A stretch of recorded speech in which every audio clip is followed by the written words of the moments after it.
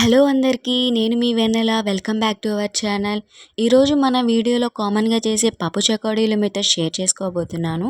ఇలా మనం ఇంట్లోనే బయట కొన్న వాటికంటే కూడా చాలా మంచి టేస్టీగా క్రంచీగా చేసుకోవచ్చు. వీడియో అంతా చూసాక ఇంత ఈజీ ప్రాసెస్ అనిపిస్తుంది మీకు. మరి సూపర్గా టేస్టీగా కరకరలాడే ఈ పప్పు చకోడీలు చూసిద్దాం రండి. ముందుగా ఒక కప్పులోకి అరకప్పు వరకు పచ్చిశనగపప్పుని తీసుకొని బాగా కడిగి ఒక 2-3 గంటల వరకు నానపెట్టాలి. ఇక్కడ 3 గంటలు నానపెట్టి చూపిస్తున్నాను పప్పుని. ఒకసారి పప్పునైతే తుంచి చూద్దాం. పప్పు అయితే బాగా నానిపోయింది చూడండి. ఈ విధంగా అయితే వస్తే చాలు. ఇలా నానబెట్టిన పప్పుని ఒక క్లాత్ పైన వేసి తడి లేకుండా తుడుచుకోవాలి.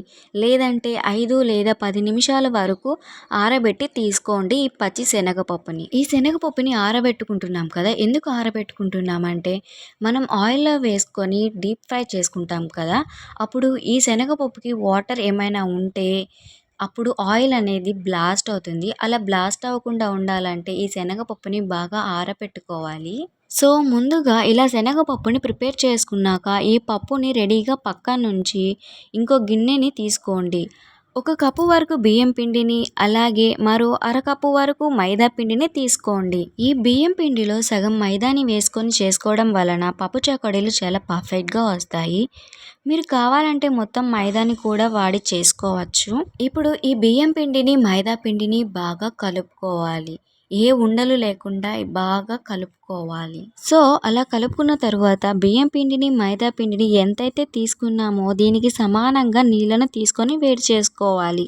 అందుకోసం స్టవ్ ఆన్ చేసుకొని కడాయి పెట్టుకొని 1.5 కప్పు వరకు నీళ్ళను తీసుకోండి. ఇందులోనే రుచికి సరిపడ ఉప్పుని, అలాగే అర టీ స్పూన్ కారం, అలాగే మనకి పప్పు చకోడీలు మంచి కలర్ఫుల్గా బయట కొన్నట్లుగా రావడానికి కొంచెం ఫుడ్ కలర్ని వేస్తున్నాను.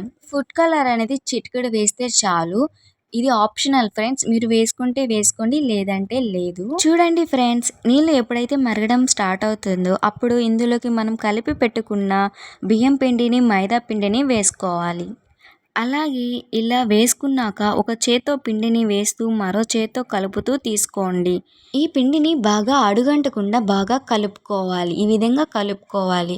అలా కలుపుకున్నట్టయితే పప్పు చకోడీలు అనేవి చాలా టేస్టీగా క్రంచీగా వస్తాయి. ఇలా పిండిని బాగా కలిపాక కాస్త చల్లారేంత వరకు మూత పెట్టి పక్కన ఉంచాలి. మ్యాక్సిమం 4 or 5 మినిట్స్ అయితే చల్లారి పెట్టుకోవాలి. 5 మినిట్స్ అయితే అయిపోయింది. ఇప్పుడైతే ఎలా వచ్చిందో చూద్దాం. ఈ పిండి అనేది ఉండలు కడుతుందా లేదా అనేది చూద్దాం. ఈ పిండి అయితే బాగా ఉండ కడుతుంది. మీకు కొంచెం పొడి పొడిగా ఉంటే కొంచెం ఆయిల్ వేసుకొని అయితే బాగా ముద్దగా చేసుకోవచ్చు. నాకైతే పర్ఫెక్ట్గా వచ్చింది కన్సిస్టెన్సీ మొత్తం. పక్కాగా కొలతలతో తీసుకున్నాను కాబట్టి పర్ఫెక్ట్గా వచ్చింది. మీరు కూడా ఇలానే పక్కా కొలతలతో తీసుకొని చేసుకోండి. మ్యాక్సిమం ఈ క్వాంటిటీకి 20 or 30 అయితే పప్పు చకోడీలు అయితే వస్తాయి. నేను 1 గ్లాస్ బియ్యం పిండి, అర గ్లాస్ వరకు మైదా పిండిని అయితే తీసుకున్నాను. దానికి 20 or 30 అయితే వస్తాయి. చూడండి, ఈ విధంగా అయితే బాగా కలుపుకున్నాను. ముద్దగా అయితే వచ్చేసింది. ఇప్పుడు దాన్ని మనం ఒక ఉండగా తీసుకొని స్మూత్గా చేసుకుంటున్నాను. అలా ఉండగా చేసుకున్న తర్వాత దీన్ని రోల్ అయితే చేసుకోవాలి. స్లోగా చేసుకోవాలి. ఈ రోలింగ్ అనేది చాలా ఈజీగా ఇలా రోల్స్ అనేవి చేసుకోవచ్చు. ఈ విధంగా అయితే రోలింగ్ చేసుకొని మనకి ఎంత రౌండ్ రావాలో అంత తీసుకొని కట్ చేసుకోవాలి. అలాగా కట్ చేసుకున్న తరువాత ఆల్రెడీ మనం ప్రిపేర్ చేసి పెట్టుకున్న శనగపప్పునైతే వేసుకోవాలి. అలా వేసుకున్న తర్వాత ఈ రోల్స్ అనేవి చాలా స్లోగా చేసుకోవాలి. ఆ శనగపప్పు అనేవి దాంట్లో బాగా పట్టేలా బాగా రోలింగ్ అనేది చేసుకోవాలి. మనం శనగపప్పుని ఎంత ఎక్కువ వేసుకుంటామో అంత టేస్టీగా వస్తాయి ఈ పప్పు చకోడీలు. ఇప్పుడైతే రౌండ్ అయితే చేసేసుకుంటున్నాను. చూడండి, ఈ విధంగా అయితే రౌండ్ చేసుకోవాలి. అటు లాస్ట్ ఎడ్జ్ ఇటు లాస్ట్ ఎడ్జ్ని 2 కంబైన్ చేయాలి. అంతేనండి ఈ పప్పు చకోడీలు చేయడం.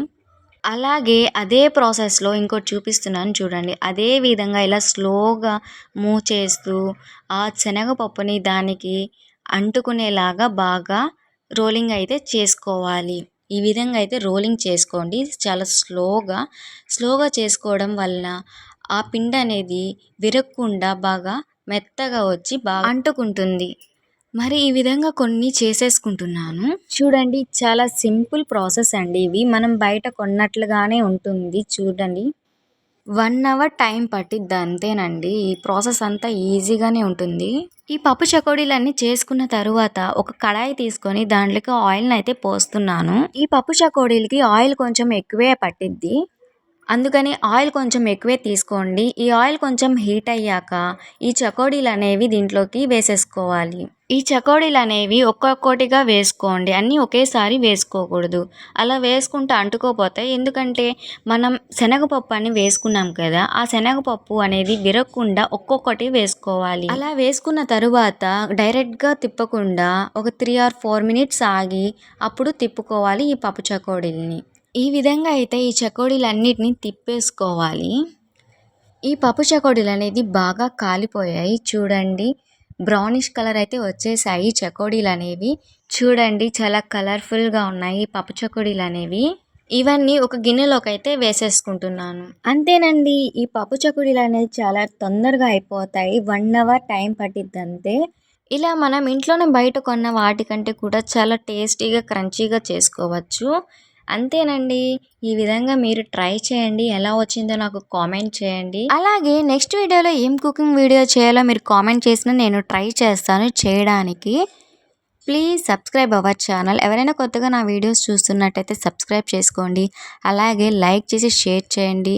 అలా చేసినట్టయితే నాకు ఎంతో సపోర్టింగ్‌గా ఉంటారు మీరు. Please subscribe our channel. Bye.